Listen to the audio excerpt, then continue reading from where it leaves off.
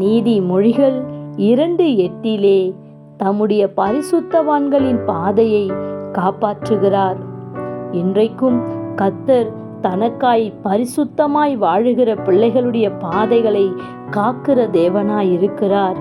பரிசுத்தவான்களுடைய பாதை அது ஜீவ பாதை. இந்த பாதையிலிருந்து விலக செய்ய சத்ரு பல முயற்சிகளை எடுத்து கொண்டிருக்கிறான். வேடனுடைய கண்ணிக்கு தப்பின குருவியைப் போல கர்த்தர் தாமே தம்முடைய பிள்ளைகளுக்கு, அவருக்காய் பரிசுத்தமாய் வாழுகிற பிள்ளைகளுக்கு இப்படிப்பட்ட வேடனுடைய கண்ணிக்கு விலக்கி அவர்கள் பாதையை கர்த்தர் காக்கிற தேவனாய் இருக்கிறார். ஏனென்றால் அவர்கள் பரிசுத்தமாய் கர்த்தருக்காக வாழ்கிறபடியினாலே அவர்களுக்காக கர்த்தர் தன்னுடைய கண்ணை வைத்து அவர்களை காக்கிற தேவனாய் இருக்கிறார். நீதிமான்களுடைய பாதை நடுப்பகல் மட்டும் அதிகமாய் பிரகாசிக்கிற சூரிய பிரகாசத்தை போல் இருக்கும். Have a nice day.